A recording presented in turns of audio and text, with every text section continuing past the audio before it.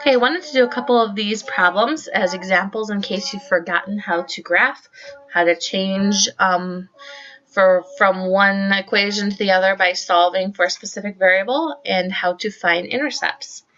Okay, first of all, a little quick review. Slope-intercept form is y equals mx plus b. M and b are going to be numbers, and sometimes they're missing. So if b is not there, it's probably 0. Or if slope is not there, and you're missing the whole x part, again, the slope would be 0, so you're going to have a flat horizontal line. So m is the slope, or the movement.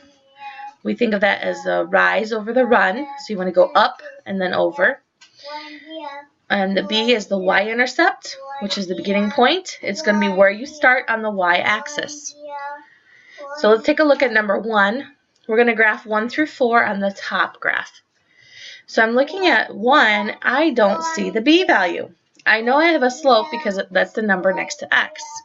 So if I don't have a b value, I'm going to have a beginning point or a y-intercept at 0, 0. Now my slope is negative, so I can put the negative with the top number. So instead of going up and over, I'm going to go down 2 and over 3. Put my new point, and I can do that again, down 2, over 3. If I want to get on the other side, I could actually go up 2 and then back 3. That also follows the line. It's like giving the negative to the bottom number.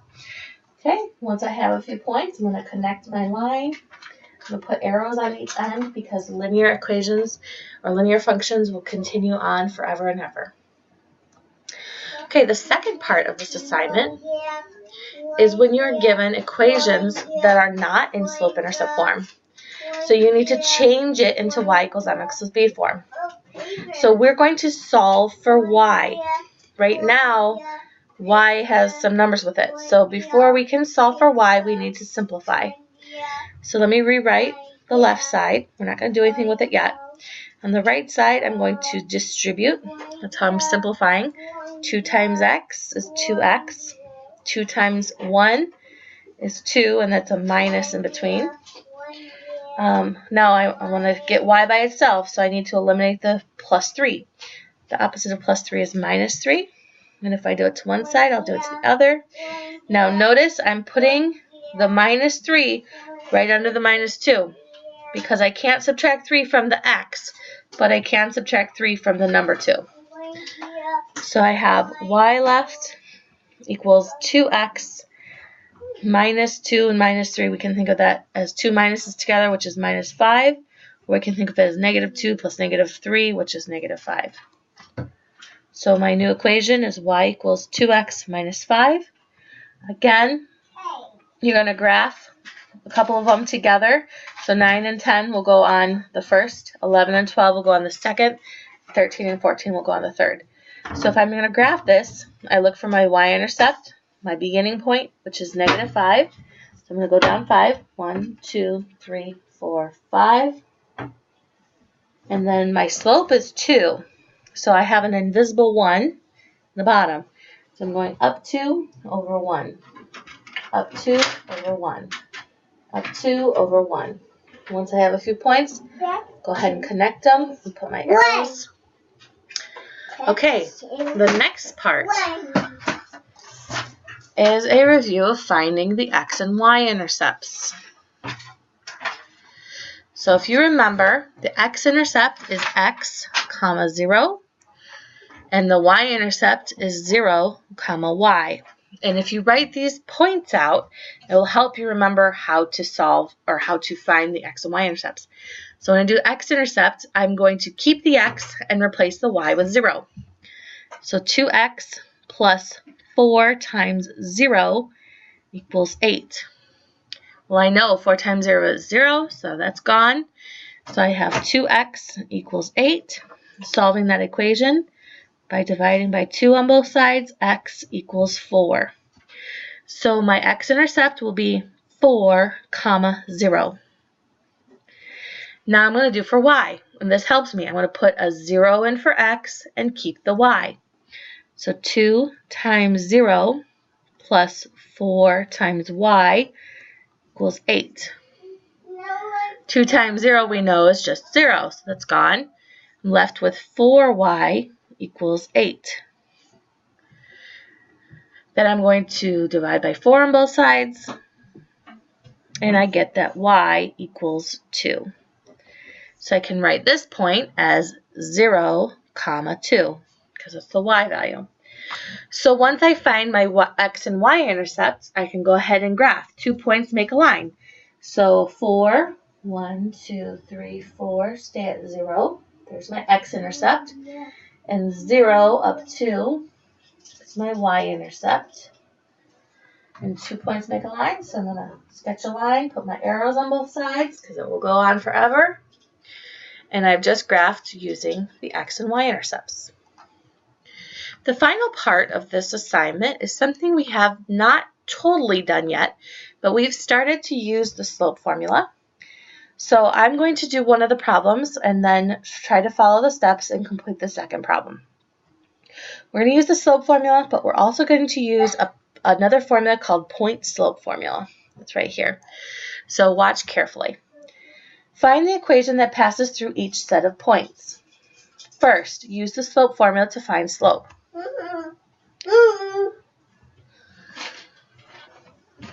Okay, slope formula is y minus y. So I'm going to start with the positive y. 5 minus negative 3.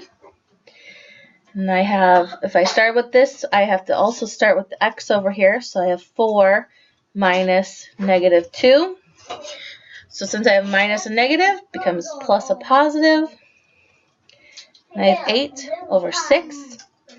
That can simplify down by dividing both the top and the bottom by 2.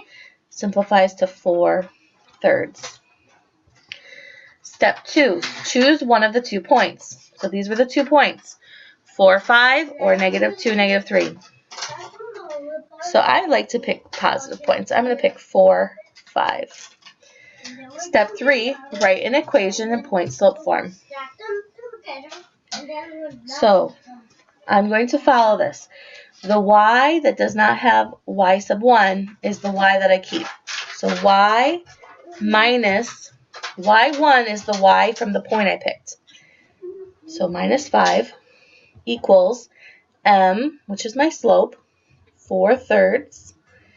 So parentheses, the x is the x that I keep, and the x sub 1, so minus the x sub 1 is the x from the point I picked. So I'm just substituting everything into the formula. And final step, change into y equals mx plus b form. So we kind of did this in the second part of this assignment already. We're going to put it in slope-intercept form. So we need to simplify the parentheses here. So y minus 5 stays there. Then 4/3 times x is 4/3 x. 4/3 times 4 is minus 16/3. I'm going to just keep it as a fraction. I know it's kind of ugly, but it's okay. And then the last thing I have to do is add 5. So y equals 4/3 x. And let me think of 5 in terms of 3's. So 5 is the same as 15/3. So I need to add 15/3 and negative 16/3. So I'm actually left with 1/3, and it's negative. So that's my y-intercept. Now, if you would have chosen the other point, negative 2, negative 3, when you put it into the formula, because the formula had a minus sign, it would be minus a negative. It actually turns into a plus sign. And once you simplify it out, you would still get the same equation in slope-intercept form. So it doesn't matter which point you choose. So go ahead and work through this. See if you can do number 22 by following all the steps.